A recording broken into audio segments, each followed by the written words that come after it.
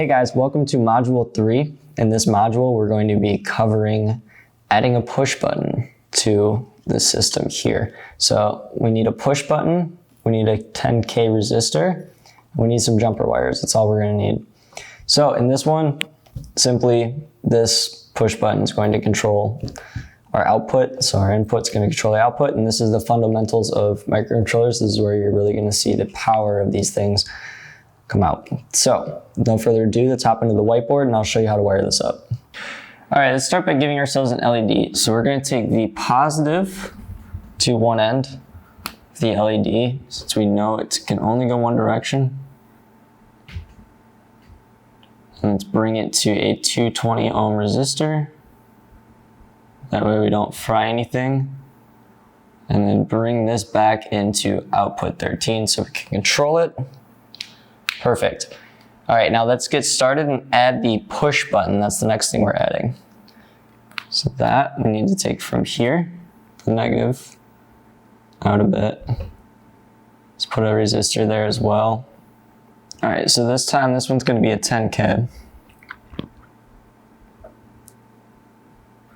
Then we will take this lead of the push button, we'll bring it back and connect it to the positive, just like that.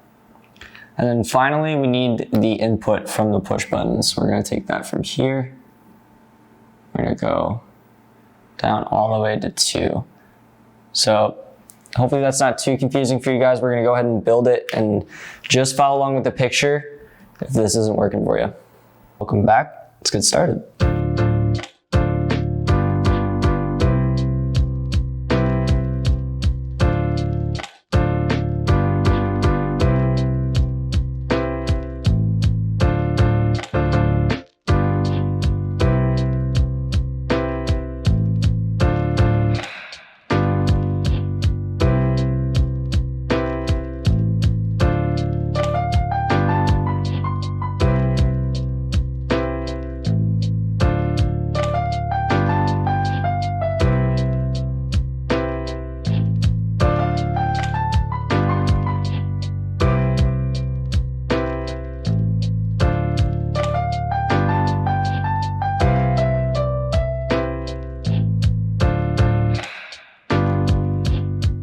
So now we're going to start from scratch here to do our own code.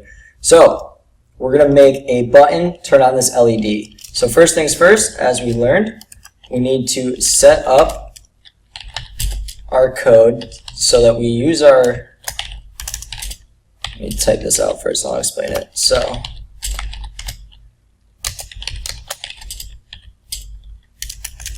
there you go. Alright, so this allows us to set integers up here, which is just integers means it's a number, and we're going to supply the button pin to number 2, and then the LED pin to 8. So we're just declaring these early, which is completely fine, because then we're going to go ahead and reference them later.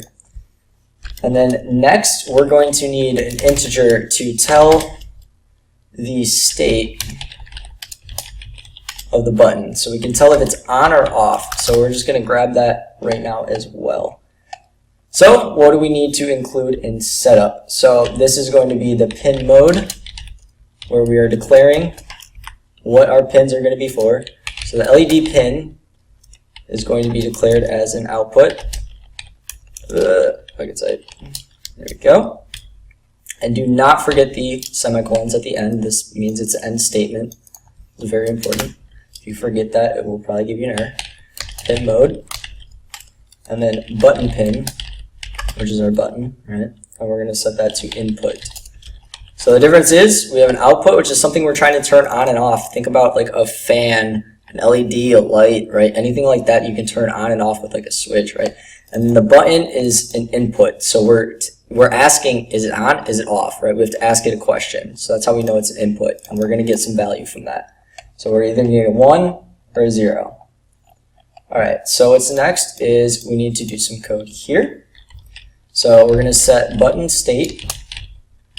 So this is the state of the button, and we're going to do a digital read.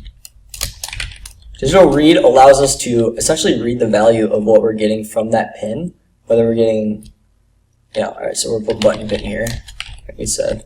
So it's going to ask all right, every time we go through this loop, it's going to say, all right, what's the status of this button? Is it on, is it off? So it's going to get that here. So it starts by default at 0, and then if it sets 1, it's going to go 1. Okay.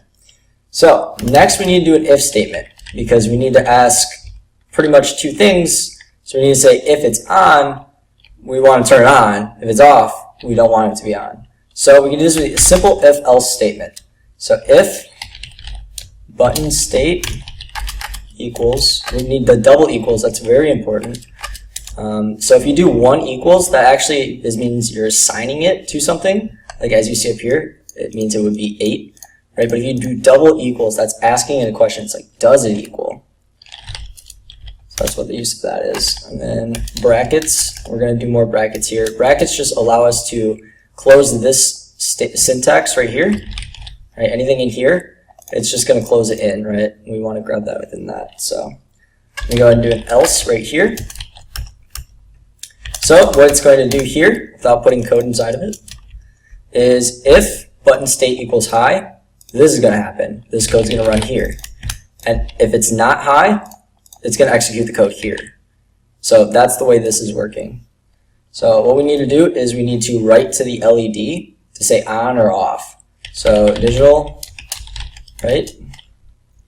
LED pin, that's what we declare it as, high. And don't forget the semicolon. And then digital right, LED pin low. So that's if it's not on. So really simple.